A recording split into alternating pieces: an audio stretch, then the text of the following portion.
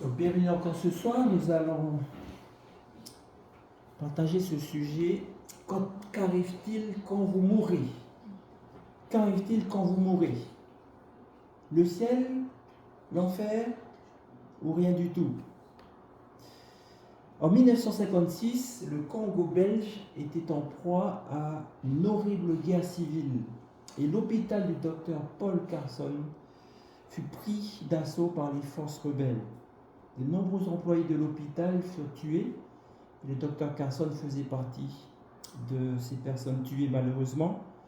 Et lorsqu'on trouva son corps, quelques jours après le massacre, on trouva un Nouveau Testament dans la poche de sa veste. Sur ces pages, le docteur avait écrit la date, c'était la veille de sa mort, et il avait écrit le mot paix. La paix face aux pires circonstances, la paix face à la mort. Qu'est-ce qui avait donné au docteur Carson une telle paix? En effet, est-il possible pour nous d'avoir cette incroyable paix lorsque nous sommes face à la mort? Qu'est-ce qui peut nous éviter de nous effondrer lorsque la mort frappe? Il y a tant de questions sans réponse concernant la mort. Qu'arrive-t-il vraiment lorsqu'une personne meurt? Va-t-elle au ciel, en enfer ou nulle part? On voit ce qui arrive au corps physique. On voit la personne, son corps. Mais où est la personne qui animait ce corps? Lorsque quelqu'un meurt, est-ce qu'il cesse totalement d'exister ou bien continue-t-il à vivre autre part? La douleur de la mort est si intense que nous avons notre cœur qui veut toujours désespérément croire qu'il doit y avoir quelque chose qui fait que nos êtres chers ne sont pas vraiment morts.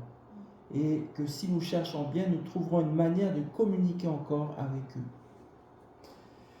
Dieu a-t-il quelque chose à nous dire à ce sujet?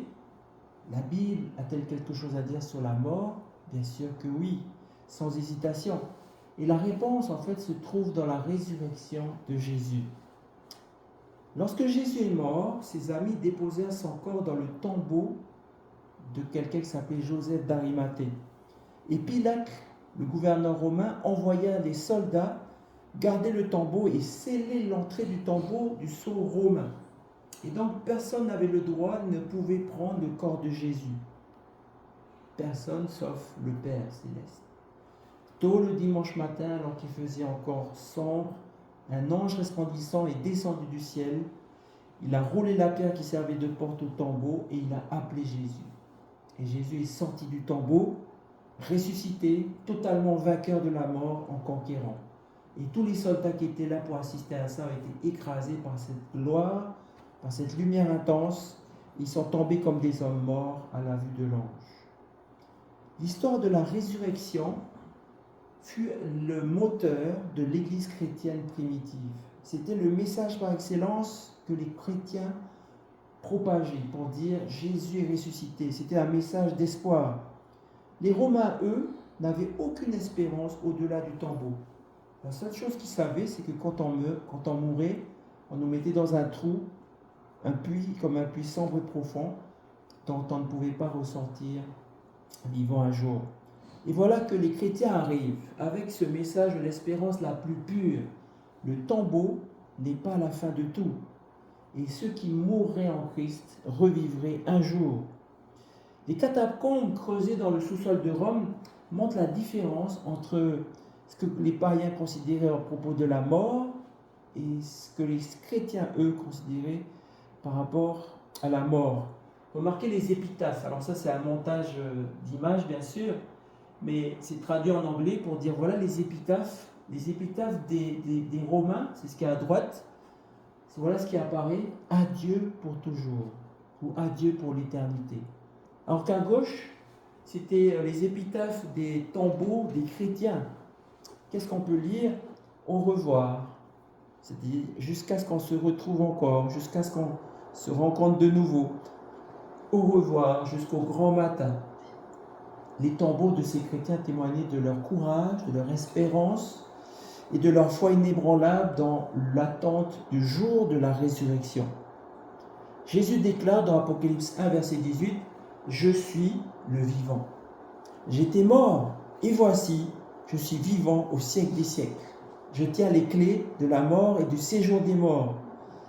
Et c'est cette vérité-là qui nous est révélée, qui nous dit qu'il n'y a pas d'espoir véritable au-delà de la tombe, sauf si nous prenons conscience de ce que Dieu a fait pour nous à travers Jésus. Lorsque nous lisons la Bible, nous avons un chapitre spécial, le chapitre 15 de la première épître de Paul aux Corinthiens, qui va expliquer en détail ce qui concerne la mort et la résurrection. Paul déclare clairement que s'il n'y a pas de résurrection, alors il n'y a pas de venir pour nous les chrétiens. Remarquez ce qu'il dit, parce qu'à l'époque, apparemment, il y avait des gens qui disaient « mais les morts ne ressuscitent pas ». Il y a un doute. Et là, il est clairement rentré dans l'argument en disant « car si les morts ne ressuscitent pas, alors Christ non plus n'est pas ressuscité. Et si Christ n'est pas ressuscité, alors votre foi est vaine, c'est-à-dire que c'est de la fumée, ça ne sert à rien. Vous êtes encore dans vos péchés. » C'est grave ce qu'il dit, ça veut dire que Jésus devait mourir, il devait ressusciter. Sa résurrection montre que Jésus était sans péché. C'est pour ça que Dieu a pu le ressusciter. Et c'est pour ça que Jésus a la victoire sur la mort et le péché pour nous. Et donc si Christ n'est pas ressuscité, votre foi est vaine, vous êtes encore dans vos péchés. Et par conséquent aussi, ceux qui sont morts en Christ sont perdus. Pour comprendre pourquoi Paul nous dit cela, nous devons comprendre ce que la Bible nous enseigne concernant la mort. Quand on revient au début de la Bible, la mort s'étendit sur l'humanité parce que celle-ci se trouva séparée de Dieu, la source de toute vie, et aussi parce que l'humanité se trouva séparée de l'arbre de vie qui était dans le jardin d'Éden. À ce moment-là, Dieu dit à Adam, « Tu mangeras de l'herbe des champs. » Il lui dit encore, « C'est à la sueur de ton visage que tu mangeras du pain, jusqu'à ce que tu retournes dans la terre, d'où tu as été pris, car tu es poussière, et tu retourneras dans la poussière. » Nous avons ici la clé qui nous permet de comprendre l'énigme de la mort et ce que Dieu veut faire pour nous sauver de la séparation éternelle d'avec lui. Ainsi, la Bible nous dit que l'homme devait retourner dans la poussière d'où il avait été pris. Et donc ça nous ramène au démarrage, lorsque Dieu a créé Adam. Regardez ce texte dans Genèse 2, verset 7. « L'Éternel Dieu forma l'homme de la poussière de la terre. Il souffla dans ses narines un souffle de vie, et l'homme devint un être vivant. » Dans d'autres traductions, devint une âme vivante. Vous savez, dans les expressions en français, il y a des mots comme ça qu'on retrouve. Hein? Si par exemple on dit il y a combien de personnes qui vivent dans la ville de Nouméa? Les littéraires vont dire il y a 100 000 âmes qui vivent dans la ville de Nouméa. Quand vous avez un bateau qui commence à être dans un gros problème et ils ont peur pour leur vie, ils envoient ce qu'on appelle un SOS, en anglais Save Our Souls, ce qui veut dire littéralement sauver nos âmes. Et quand on va dans un petit village désolé où il n'y a personne, et quand on arrive, il y a une expression en français qui dit « il n'y a pas âme qui vive ». Vous voyez, toutes ces expressions en français, c'est dérivé de cette connaissance depuis longtemps pour dire l'homme ici est devenu un être vivant ou une âme vivante. Si vous aimez les mots originaux en hébreu, le mot qui est là, l'homme devint un être vivant ou une âme vivante, c'est le mot nefesh en hébreu. Et le mot qui est ici, Dieu souffla dans ses narines un souffle de vie. Le mot souffle, c'est le mot ruach. Voilà, mais on va voir ce même mot tout à l'heure dans d'autres versets.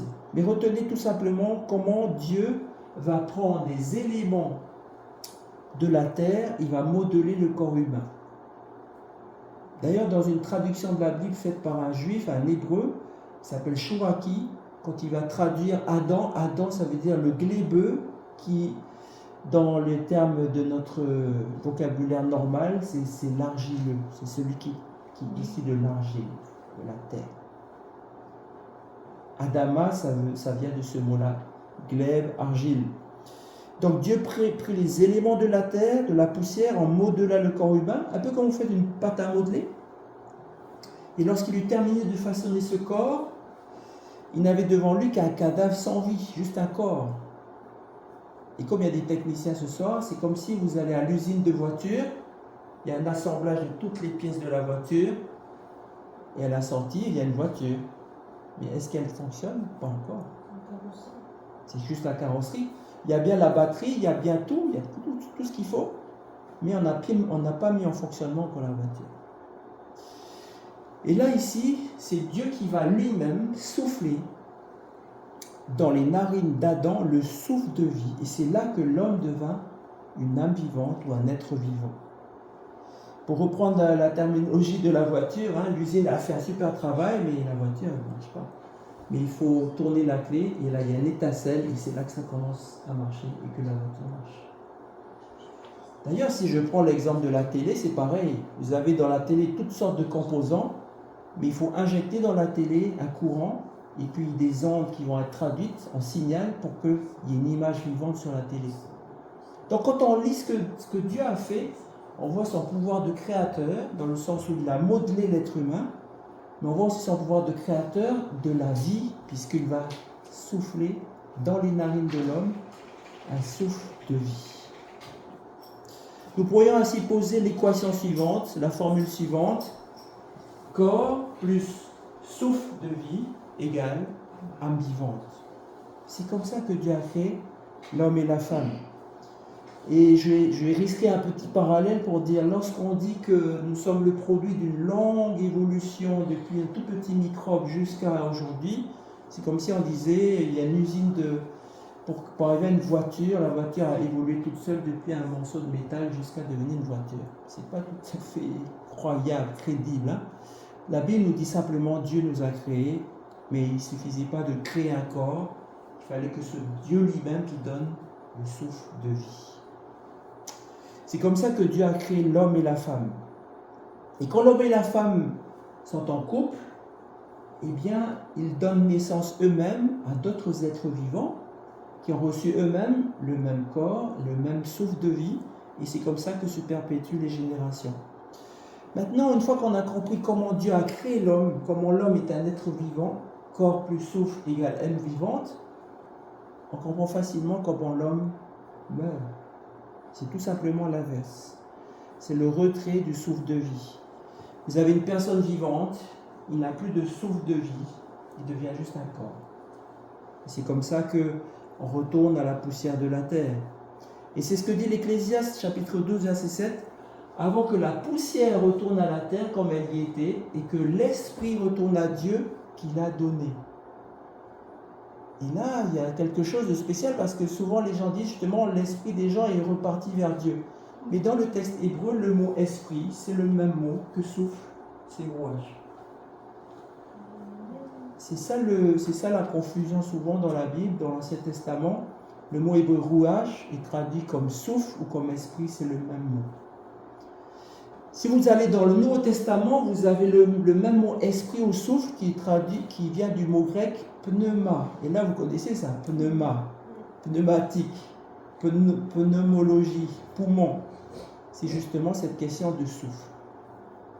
Donc l'être humain est créé comme un corps par Dieu lui-même, et c'est lui qui donne le souffle de vie.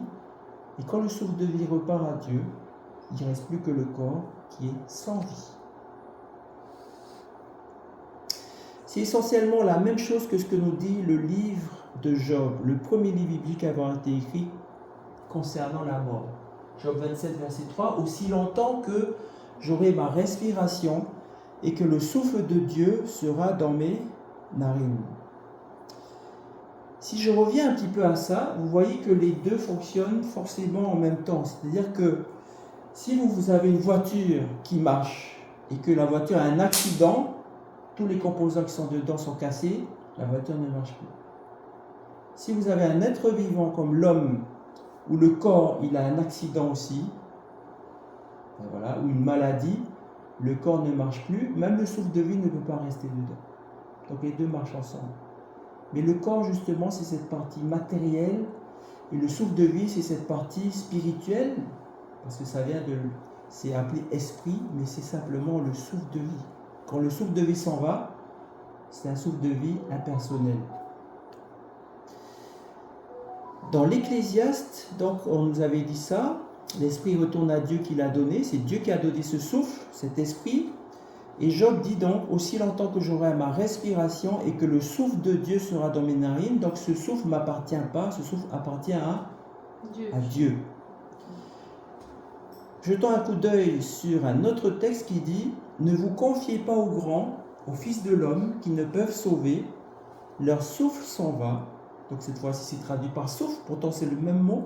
Leur souffle s'en va, ils rentrent dans la terre et ce même jour, leurs desseins périssent. Vous voyez qu'un corps sans le souffle de vie de Dieu, il est inerte, il n'y a rien du tout.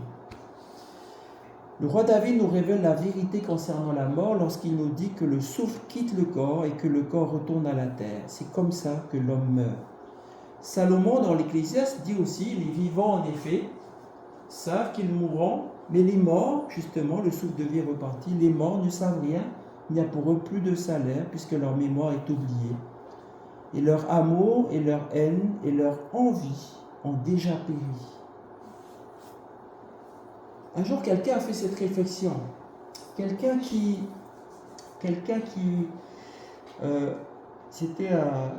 avait perdu sa mère. Et on lui avait dit justement que du haut du ciel, sa mère les regarde.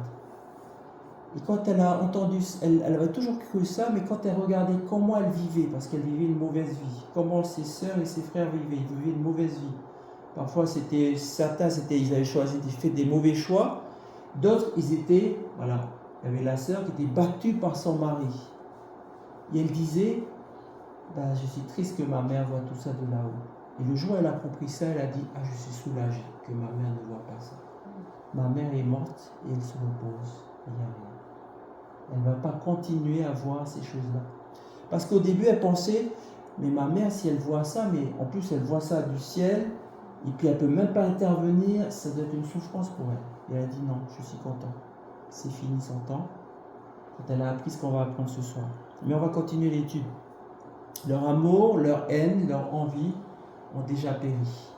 Ils ne savent rien. Rien. D'ailleurs, David lui-même va dire dans ce psaume, ce ne sont pas les morts qui célèbrent l'Éternel, ce n'est aucun de ceux qui descendent dans le lieu du silence. Nous trouvons dans la parole de Dieu que l'homme meurt, se couche dans la tombe et ne se réveille pas avant le jour de la résurrection. Remarquez comment ceci nous est décrit. Si l'homme, une fois mort, pouvait revivre, j'aurais de l'espoir tout le temps de mes souffrances, jusqu'à ce que mon état vînt changer. Tu appellerais alors et je te répondrai. Job continue, c'est le séjour des morts que j'attends pour demeure. C'est dans les ténèbres que je dresserai ma couche. Et il dit encore, mais l'homme meurt et il perd sa force. L'homme expire et où est-il? Le mot expirer, c'est sortir le dernier souffle. Après, il n'y a plus de souffle. Ainsi, l'homme se couche et ne se relèvera plus, ne se réveillera pas tant que les cieux subsisteront. Il ne sortira pas de son sommeil. Ce qui veut dire qu'à l'inverse, à la fin du monde, quand les cieux seront détruits pour avoir des nouveaux cieux, il pourra sortir de son sommeil. Et c'est ce qu'il continue à dire, si tu voulais me cacher dans le séjour des morts, m'y tenir à couvert, jusqu'à ce que ta colère fût passée et me fixer un terme auquel tu te souviendrais de moi. Ainsi, Job, dans tous ses passages, décrit la mort comme un sommeil sans connaissance, sans rêve, dans le séjour des morts, tant que les cieux subsisteront, c'est-à-dire jusqu'à la fin du monde. Mais avant d'y rentrer, il espère dans le réveil de ce sommeil, lorsque Dieu se souviendra de lui à la fin du monde. Ainsi, la mort est un sommeil, c'est le terme que Job emploie. Mais les autres auteurs bibliques font de même, ils n'emploient le même terme. David a écrit dans le psaume 13, verset 3, « Regarde, réponds-moi Éternel, mon Dieu, donne à mes yeux la clarté, afin que je ne m'endorme pas du sommeil de la mort. » Le prophète Daniel, il nous parle de la fin des temps, quand Jésus va revenir. Il dit, « Plusieurs de ceux qui dorment dans la poussière de la terre se réveilleront, les uns pour la vie éternelle, et les autres pour la honte, l'opprobre, pour la honte éternelle. » Ce terme de sommeil est très intéressant. Parce que quand vous dormez, ce soir vous allez dormir. qu'est-ce qui se passe après qu'on ait fini de dormir? On se réveille. Dans la Bible, les auteurs bibliques emploient ce terme pour nous faire signifier en quelque sorte que la mort, bien sûr, on va se coucher, bien sûr, il n'y aura plus rien, mais il y a une possibilité de se réveiller. Le prophète Nathan révéla au roi David ce qui arriverait lorsque l'heure de mourir aurait sonné. Quand tes jours seront accomplis et que tu seras couché avec tes pères, voilà toujours ce même mot de sommeil. Jésus a lui-même employé ce mot de sommeil pour qualifier la mort. Regardez cette histoire, cette fameuse histoire concernant son ami Lazare. La Bible nous raconte que Jésus rendait souvent visite au foyer de Lazare et sa sœur était Marthe et notre sœur Marie à Béthanie. La Bible nous dit que Jésus aimait Marthe et sa sœur et Lazare. Un jour, alors que ses disciples lui étaient loin du village de Béthanie, un message urgent est arrivé. Seigneur, ton ami Lazare, celui que tu aimes, est très malade. Viens. C'était les sœurs qui avaient envoyé des messages pour appeler Jésus. Mais Jésus est resté 2 jours de plus après avoir reçu la nouvelle. C'était très étonnant d'ailleurs. Et finalement, il a dit à ses disciples, Lazare, notre ami, dort, mais je vais le réveiller. Les disciples étaient rassurés. Ils lui dirent, bon Seigneur, s'il dort seulement, ça va, il sera guéri. Tu vas aller le guérir. Alors Jésus leur dit ouvertement, Lazare est mort. Et à cause de vous, afin que vous croyiez, je me réjouis de ce que je n'étais pas là, mais allant vers lui. Là, on détecte que Jésus, il a un petit plan là. Il est resté exprès 2 jours de plus, jusqu'à ce que Lazare soit vraiment mort. Et il va faire quelque chose.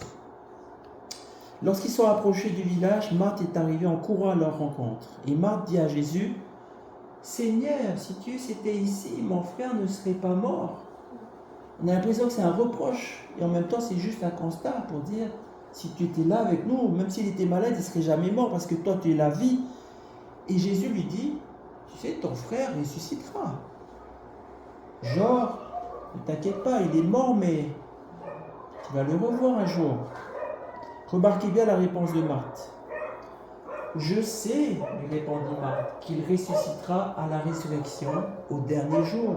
Je sais ça déjà. Jésus lui dit, je suis la résurrection et la vie. Celui qui croit en moi vivra quand même il serait mort. Jésus allait donner un spectaculaire aperçu de cette résurrection du dernier jour. En arrivant au tombeau de Lazare, Jésus pleura. On a vu déjà ce texte. Mais quand on regarde le contexte de cet événement, de ce moment-là, Jésus pleurait pourquoi? Il ne pleurait pas pour son ami Lazare, parce qu'en fait il savait qu'il allait le ressusciter, le ramener à la vie. Il pleurait pourquoi? Il pleurait pour le chagrin de la famille et des amis de Lazare, et pour tous ceux qui au cours des siècles seraient dans le chagrin en perdant un être cher. Mais il pleurait aussi, car beaucoup refusent cette espérance. Ils vivent cette douleur sans remède, alors que par la foi, ils pourraient avoir l'espérance qu'ils peuvent revoir leur bien-aimé décédé. Alors Jésus dit qu'on note la pierre qui fermait l'entrée du tombeau. Et Marthe tout de suite, très pratique, dit, mais Seigneur, il sent déjà, car il y a 4 jours qu'il est là. Vous savez, le texte dit 4 jours exprès, pourquoi? Parce qu'il y a une ancienne tradition chez les Juifs, où on peut considérer que quelqu'un est vraiment mort qu'au bout de 3 jours. Apparemment, il y avait des gens qui avaient été mis au tombeau, peut-être parce qu'ils avaient l'air d'être morts ou malades, et morts complètement, mais en fait, un jour ou 2 après, ils s'étaient réveillés en disant, mais je n'étais pas mort. Mais au bout de 3 jours, c'est impossible. Et donc c'est pour ça que Jésus était resté 2 jours de plus, pour vraiment que tout le monde sache que Lazare dort, ce qui veut dire qu'il est mort, et là, il va demander à Dieu. Et son Père va l'exaucer. Et il va demander que la pierre soit roulée, et Jésus va dire, Lazare sort, d'une voix forte. Quelle joie pour tous de voir Lazare sortir, d'être ressuscité, de le retrouver. Je suis sûr aussi qu'il y en a qui étaient complètement bouleversés en disant, qu'est-ce que c'est que ça? mais les sœurs de Lazare, Marthe et Marie, Jésus et tes amis, ont exposé de joie. C'était un grand événement. Mais ce n'était qu'un petit aperçu de la résurrection finale de tous ceux qui ont cru en Jésus, qui l'ont accepté comme sauveur. Lorsque les cieux s'ouvriront, que Jésus descendra, que tous ceux qui sont morts seront ressuscités et seront enlevés dans les airs à sa rencontre. Rappelez-vous, nous avons étudié ce texte lorsque nous avons étudié le retour de Jésus. Et là, nous sommes en amont du texte qu'on va voir. Vous connaissez ce texte. Car le Seigneur lui-même a un signal donné à la voix d'un archange et au son de la trompette de Dieu descendra du ciel et les morts en Christ ressusciteront premièrement. Thessaloniciens 4, verset 16.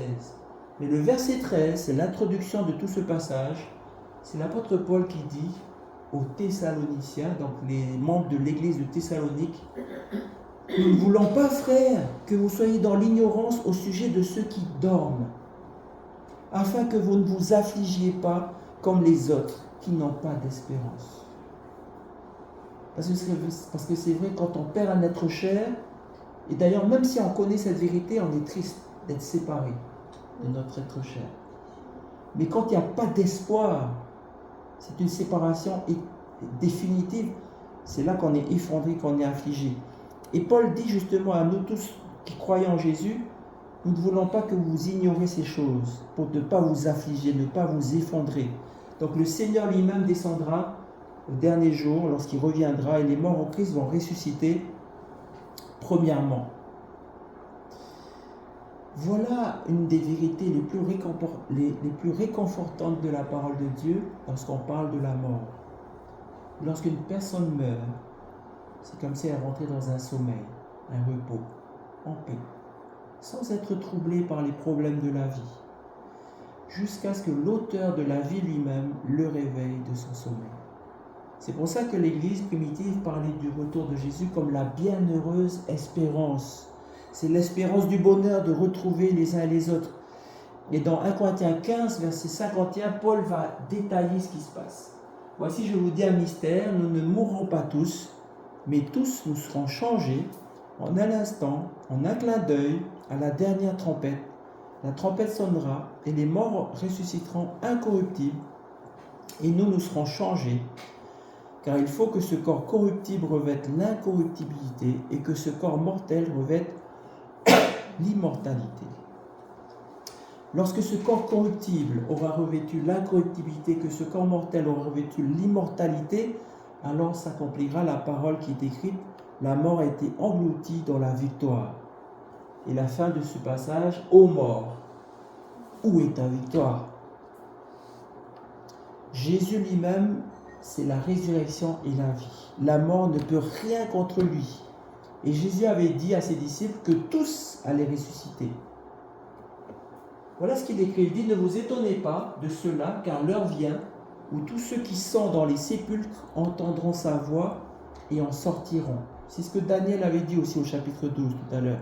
Ceux qui auront fait le bien ressusciteront pour la vie, ceux qui auront fait le mal ressusciteront pour le jugement. Réfléchissez un moment. Si les gens, à la mort, allaient au ciel ou en enfer, quel besoin de résurrection au moment du retour de Jésus aurait encore les sauvés ou les perdus? Si notre sang était fixé dès que nous mourrons, pourquoi est-ce que la Bible nous dit au dernier jour, il y aura la résurrection pour la vie ou pour l'opprobre éternel ou pour le jugement? Pourquoi Jésus ferait-il la déclaration suivante concernant son second avènement? Il dit, voici, je viens bientôt. Donc il dit, je viens bientôt, je reviens bientôt, et ma rétribution est avec moi pour rendre à chacun selon ce qu'est son œuvre. Ma rétribution, en français courant, ma récompense. Pourquoi dirait-il ça, si ça se révélait déjà à notre mort? La Bible dit, à chaque fois qu'on scanne toute la Bible dit toujours la même chose. Les morts ne savent rien, les morts dorment, se reposent, en paix. Ils ont fini leur temps. Ils attendent le jour de la résurrection. C'est là que Jésus leur donnera leur récompense, dans un sens ou dans un autre. Et cette récompense est en fonction de nos choix, en fait. Dans la Bible, peut-être vous avez déjà lu cette histoire de ce qu'on appelle le pauvre Lazare. Dans Luc 16, versets 29 à 31. Alors on ne va pas relire parce que c'est un peu long, mais je vous raconte ce que dit Jésus. Jésus raconte l'histoire d'un pauvre qui s'appelle Lazare. Et Jésus dit, voilà, ce pauvre Lazare, il était tellement pauvre qu'il était par terre avec les chiens, il était à côté de quelqu'un, un riche, qui menait une grande vie, et puis qui ne se soucie pas de lui. Et puis il était avec les chiens, et puis même les chiens léchaient ses blessures, parce que voilà, il était pouilleux, comme on dit. Et voilà que les deux vont mourir. Le pauvre va être porté dans le sein d'Abraham, c'est ce que dit le texte, et le pauvre est porté par les anges, et le riche, il arrive dans les flammes. Voilà. Et là, le riche, il regarde et il voit de loin le pauvre Lazare, qui est maintenant avec Abraham, et il interpelle Abraham, et il dit, Abraham, j'ai très soif, parce qu'il y a une flamme là, j'ai très soif. Tu peux demander à Lazare de venir me donner un peu d'eau? J'ai très chaud, j'ai très soif. Et là, Abraham, il dit, ben, je ne peux pas faire ça, tu sais, il y a un espace entre nous infranchissable. Ok, alors le riche dit, ben, fais alors quelque chose, renvoie Lazare dans la vie avec tous les autres pour qu'il aille parler à mes frères, afin qu'eux, ils réfléchissent à ce qu'ils font de leur vie, afin qu'ils n'atterrissent pas comme moi ici, dans cette flamme où je souffre beaucoup. Et voilà la réponse de Abraham. Abraham répondit, ils ont Moïse et les prophètes, qu'ils les écoutent. Et il incite le riche, il dit, non père Abraham, mais si quelqu'un des morts va vers eux, c'est-à-dire ressuscite, et leur dit ce qui se passe après, ils vont se repentir. Et Abraham lui dit, s'ils n'écoutent pas Moïse et les prophètes, ils ne se laisseront pas persuader, quand même quelqu'un des morts ressusciterait. Donc voilà cette histoire, vous pourrez la relire tranquillement. Quand on examine cette histoire, on s'aperçoit qu'il y a beaucoup d'éléments qui sont des éléments un peu bizarres. Parce que si, par exemple, on croit que nous avons une âme ou quelque chose qui flotte, qui va dans un enfer, ben comment on peut avoir soif et comment on peut... Si on est dans l'enfer et que Abraham, parce que là on parle d'Abraham, le sein d'Abraham, c'est-à-dire être dans Abraham, comment ça se fait qu'on peut se parler comme ça? Il y a beaucoup d'éléments bizarres qui montrent en fait que Jésus est en train de raconter une parabole. Jésus est en train de raconter une histoire, une sorte d'illustration, pour dire quoi? C'est quoi la morale de l'histoire? La morale de l'histoire, elle est là. La morale de l'histoire, c'est qu'il ne faut pas attendre d'être mort. C'est avant la mort qu'il faut se décider à choisir d'écouter quoi? D'écouter Moïse et les prophètes.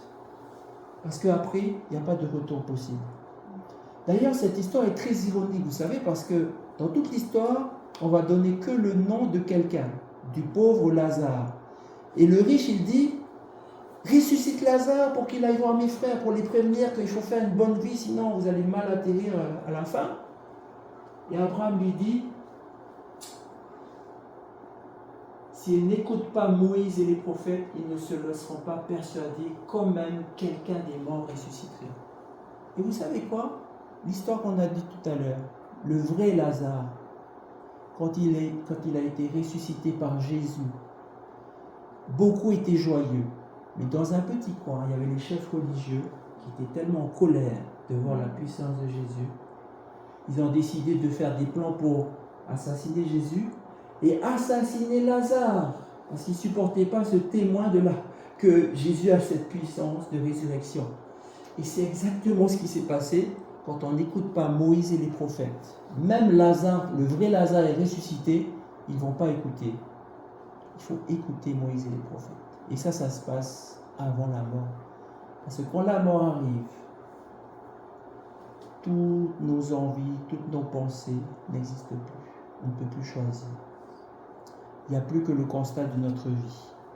Voici la vérité de cette conclusion. Nous faisons nos choix dans cette vie. Et Dieu nous a donné sa loi, Moïse, les 10 commandements, et ses révélations, les prophètes qui sont inscrits dans la parole de Dieu, dans la Bible, pour nous guider vers la vie éternelle. Il faut faire ce choix maintenant. Il ne faut pas se dire, oui, on verra plus tard, quand on sera D'ailleurs, c'est certainement quelque chose qui participe à cette nonchalance, de se dire qu'après la mort, il y a encore quelque chose, il y a une deuxième chance. Ici, Jésus enseigne qu'il n'y a pas de deuxième chance. C'est pendant qu'on est vivant. C'est quand il y a de la vie qu'il y a de l'espoir. C'est quand il y a de la vie que le souffle de vie nous a encore prêté. C'est là que nous devons décider de nous laisser guider vers la vie éternelle par Jésus, par sa parole. Ainsi donc, lorsque quelqu'un meurt, il dort. Il a fait ses choix. Il se repose de ses travaux et de ses soucis jusqu'au second avènement de Jésus. Pourquoi Jésus doit-il revenir? Il doit revenir pour ressusciter et retrouver tous ceux qui ont accepté son sacrifice, qui ont été ses fidèles disciples au moment de leur vie. Écoutez cette bonne nouvelle. Ensuite, nous les vivants qui serons restés, nous serons tous ensemble enlevés avec eux, c'est-à-dire les morts ressuscités, sur des nuées, à la rencontre du Seigneur dans les airs, et ainsi nous serons toujours avec le Seigneur.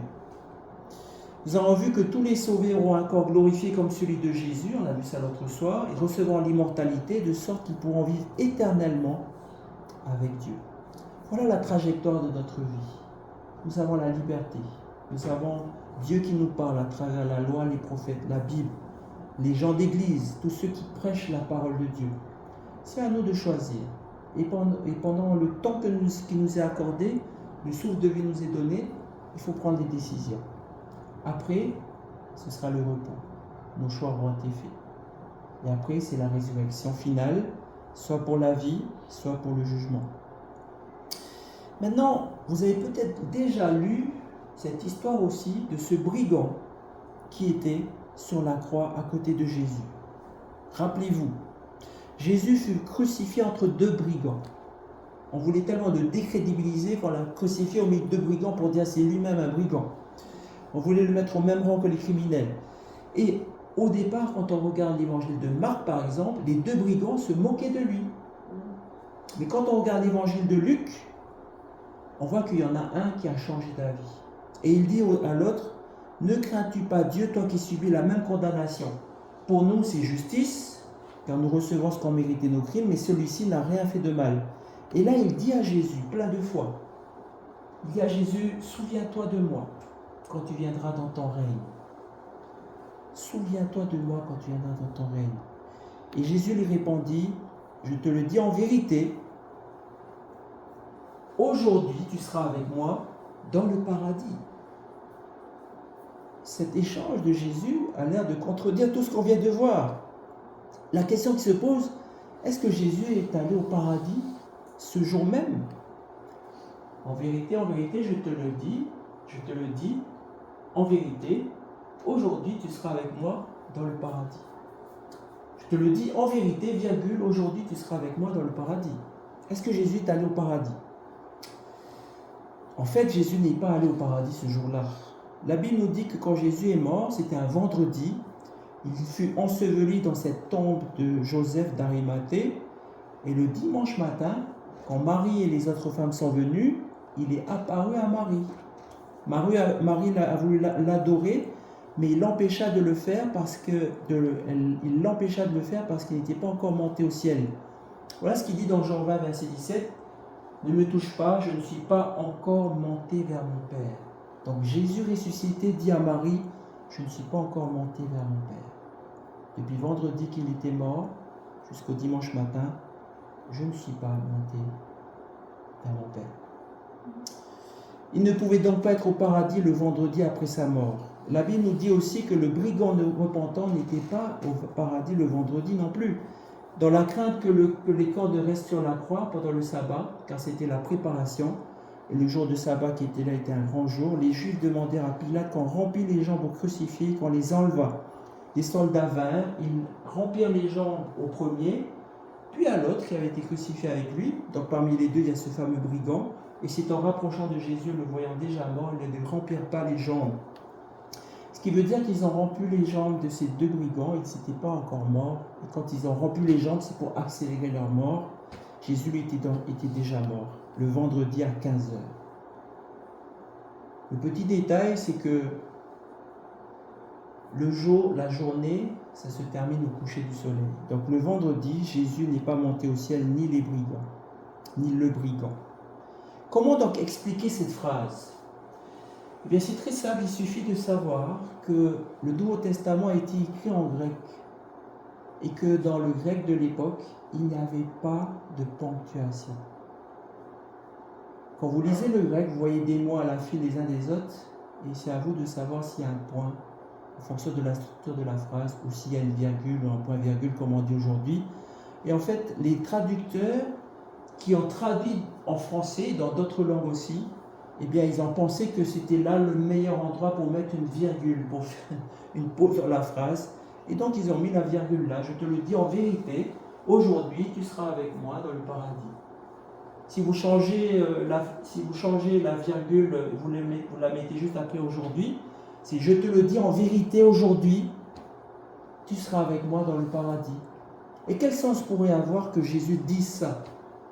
Eh bien, Jésus est en train d'accentuer le fait que je te dis la vérité aujourd'hui. Aujourd'hui, c'est quoi? Si tu es en train de mourir, moi aussi. Et malgré qu'on meure, je te le dis en vérité aujourd'hui. Tu seras avec moi dans le paradis. Jésus promettait seulement aux brigands d'être assurés qu'il serait avec lui au paradis. Quelle promesse pour lui! Au moment où il n'avait plus aucun espoir, au moment où il se disait il va disparaître dans les ténèbres de la mort, Jésus lui a fait cette promesse. Je te dis aujourd'hui, tu seras avec moi dans le paradis. C'est la même foi qu'il avait demandé à Marthe. Si tu crois en moi, tu verras la gloire de Dieu. Je suis la résurrection et la vie. Le plus grand don que Dieu nous donne, c'est la vie éternelle. C'est cette espérance qu'un jour nous aurons la victoire sur la mort. Tous les autres dons n'ont aucun sens s'il n'y a pas celui-ci.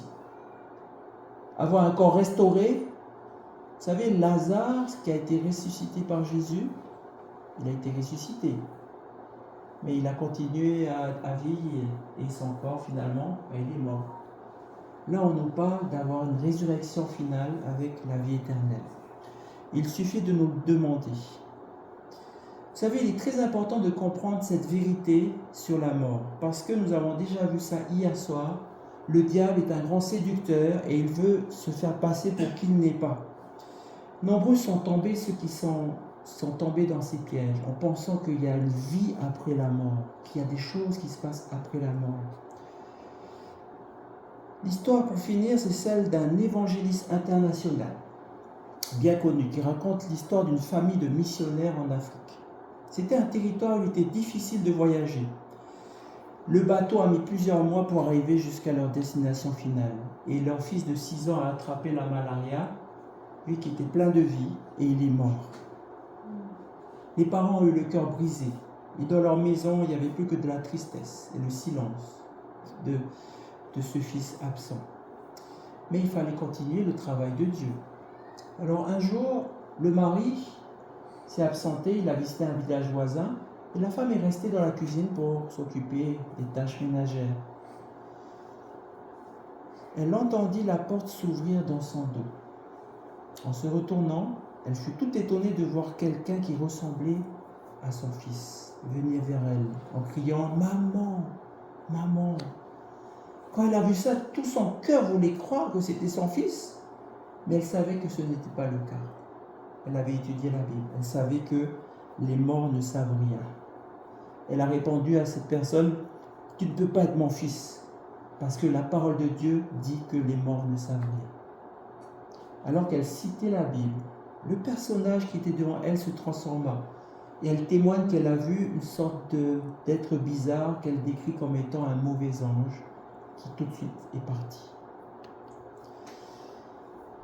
Nous posons beaucoup de questions sur le sujet de la mort. Et peut-être que vous posez ces questions parce que vous avez perdu un être cher. Cette personne vous manque. Et c'est pour ça souvent, comme on parlait l'autre soir avec Patrice, qu'on met une photo, qu'on va aussi au cimetière pour se recueillir, parce que cette personne nous manque. La Bible est très claire en fait sur ce qui se passe à la mort. Les morts n'ont aucune notion du temps qui passe. D'ailleurs, souvent ce qu'on dit, c'est que quelqu'un qui est mort en Christ, il ferme les yeux, il s'endort. Et il y a une femme qui avait compris cette vérité. et qui sera, et quand on lui a expliqué ça la première fois, quand elle a lu la Bible, la première fois qu'elle a compris ces choses, ça lui a rappelé en fait son enfance. Dans son enfance, lorsque chaque soir elle s'endormait toujours dans les bras de son père, aimant, dans la paix de son amour, sans crainte.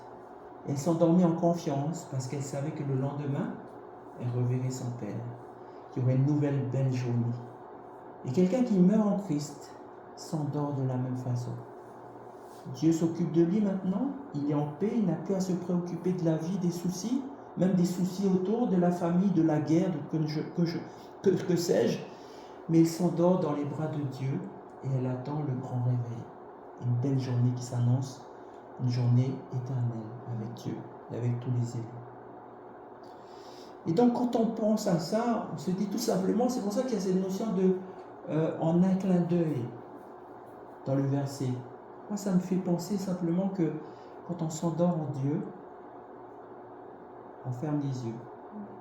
Le temps s'écoule, invisible, imperceptible. Et quand Jésus revient, Jésus crie le nom et la personne se réveille. Pour elle, qu'est-ce qui s'est passé comme temps? Elle a fermé les yeux et là maintenant elle ouvre les yeux. Elle est vivante et reçoit Jésus. C'est magnifique, n'est-ce pas? Ça, c'est un bon sommeil. Hein? Il n'y a même pas de rêve ni de cauchemar, il n'y a rien. Les morts sont au repos, ils dorment.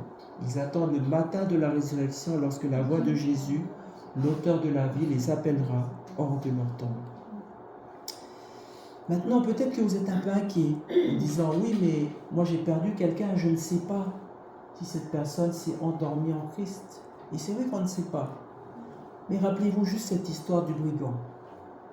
Quand peut-être la famille de ce brigand a vu ce brigand traîner en prison, condamné, et puis après il a traîné sa croix comme les autres jusqu'à là-bas, et peut-être ils ont dit, notre fils il est fini, il ne vivra jamais avec Dieu, c'est tant pis. Voilà, c'est un brigand, il a mal fait sa vie. Et voilà que ce fils a rencontré Jésus juste avant de mourir. Il a eu sa place au paradis. Donc vous savez, même un criminel peut se repentir dans les dernières minutes de sa vie en se confiant de tout son cœur en Jésus, qui a entendu sa repentance et sa simple foi, et qui lui a réservé sa place dans le paradis, dans le grand rassemblement. Ce message, mes chers amis, c'est vraiment une espérance pour nous pour dire Dieu connaît les choses, Dieu connaît notre vie. Bien sûr, pendant que nous sommes vivants, et nous sommes vivants ce soir, il faut faire les choix que Dieu nous a demandé pour avoir cette vie. Est-ce que vous voulez rater ce grand rendez-vous? Je ne crois pas. Moi, je ne veux pas rater ce grand rendez-vous pour rien au monde. Parce que nous sommes tous comme ça, nous allons mourir, nous ne sommes pas éternels, notre corps va se fatiguer, il va vieillir, on va mourir de vieillesse, ou on va être malade, ou peut-être plus rapidement que ça s'il y a des accidents qui arrivent aussi. Mais Jésus nous promet une chose, il s'occupe de nous, et même à la mort, nous avons la certitude de nous réveiller à la fin. Moi, je suis reconnaissant d'avoir Jésus, qu'il ait vaincu la mort, qu'il soit ressuscité. Est-ce que vous aussi, vous êtes content de ça? Est-ce que vous aussi, vous voulez vous confier en Jésus? Bien, si c'est le cas, je vous invite à prier avec moi alors que nous terminons notre étude de ce soir. Notre Dieu, notre bon Père Céleste, merci de souffle de vie que tu nous donnes chaque jour. Et il y a peut-être quelque part dans le futur, dans l'avenir, un moment aussi où ce souffle de vie nous sera retiré. Mais nous voulons d'ores et déjà te dire que nous sommes reconnaissants de tout le souffle de vie que tu nous as donné dans le passé. Tous ces moments, ces occasions, tu as veillé sur nous, tu nous as conduits pour te connaître. Et dans ce qui nous reste de vie, nous ne savons pas. Mais nous voulons nous consacrer toujours à avoir cette relation avec Jésus. Celui qui a vaincu le péché, qui a vaincu la mort, qui est ressuscité et qui nous promet la même résurrection au dernier jour. Seigneur, aide-nous à être remplis de cette joie, de cette foi, qu'un jour tu vas réveiller tous ceux qui ont cru en toi, tous ceux qui t'ont accepté, même au dernier moment. Tous ceux qui ont juste cette foi simple d'avoir confiance en toi et en ton royaume qui vient. Seigneur, prépare-nous en nous guidant jour après jour à te rechercher, à apprécier le souffle de vie que tu nous donnes, en attendant le sommeil, en attendant le repos, et surtout en attendant le grand matin de la résurrection, le grand rendez-vous final, le feu d'artifice de ta grande famille réunie pour l'éternité avec toi. Merci mon Dieu, merci notre Dieu, merci notre Père, pour comment tu nous fais vivre. Et malgré la mort, comment tu nous donnes l'espérance, une bienheureuse espérance. Bénis les familles qui sont là ce soir, bénis chacun de nous, bénis aussi ces moments où nous avons ces tristesses de ceux qui sont partis, afin que nous puissions nous recueillir en toi et toujours espérer en toi. Te remercions pour les vies que nous avons côtoyées, les personnes que nous avons connues. C'était des moments précieux. Merci de nous les faire apprécier à leur juste valeur. Et merci parce que si nous les retrouvons, ce sera encore meilleur, de meilleur, de meilleur. Merci pour tout, Seigneur. Bénis-nous encore dans le reste de cette soirée, de te demandant ces grâces au nom de Jésus. Amen. Amen. J'aime bien aussi cette étude. J'ai plus peur de mourir quand je fais cette étude.